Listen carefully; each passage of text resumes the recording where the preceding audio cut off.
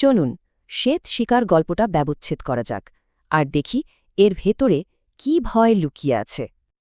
গল্পটা কোনো ভূমিকা ছাড়াই শুরু হয়, শুধু এই একটা রহস্যময় লাইন দিয়ে। গল্পের সেটিংটা দেখুন, বরফে ঢাকা এক গ্রাম, আর সেখানে চালু আছে এক বহু পুরনো কিংবদন্তি। আর সেই কিংবদন্তিটাই হল শ্বেত শিকার, যে শুধু পূর্ণিমার রাতেই শিকারে বের হয়। কিন্তু গল্পে এন্ট্রি নেয় আর্য, শহর থেকে আসা এক গবেষক, যে এসব উড়িয়ে দিতে চায়। আর এখানেই তৈরি হয় গল্পের মূল দ্বন্দ্বটা, গ্রামের বিশ্বাস বনাম আর্যের বিজ্ঞান মনস্কতা। এবার দ্বিতীয় পর্ব। পূর্ণিমার চাঁদ উঠেছে, আর পুরো জঙ্গলে নেমে এসেছে এক অস্বাভাবিক নীরবতা।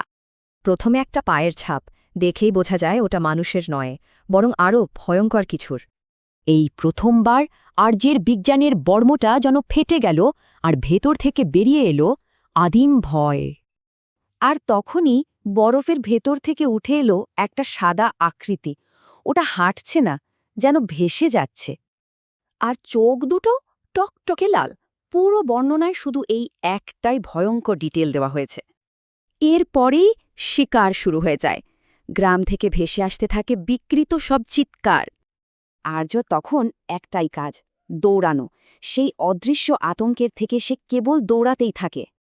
কিন্তু দৌড়াতে গিয়ে সে পা পিছলে পড়ে যায়।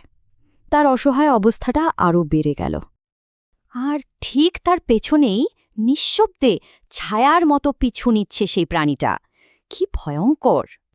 হতাশ হয়ে সে একটা পোড়ো কুঁড়ে ঘরে ঢোকে, আর হাতে তুলে নেয় একটা জ্বলন্ত মশাল।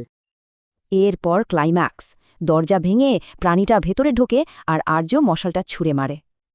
এরপর ভোর হয়, কিন্তু জঙ্গলে তখন শুধু কবরের শান্তি, একটা মৃত নিস্তব্ধতা।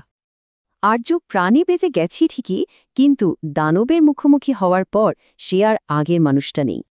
কিন্তু আসল টুইস্টটা আসে শেষে। গ্রামের এক বৃদ্ধ বলেন, শ্বেত শিকার মরেনি, শুধু ঘুমিয়েছে। গল্পটা তাই একটা প্রশ্ন রেখে শেষ হয়। শিকারের রাত হয়তো শেষ, কিন্তু শিকার কি সত্যি থেমেছে?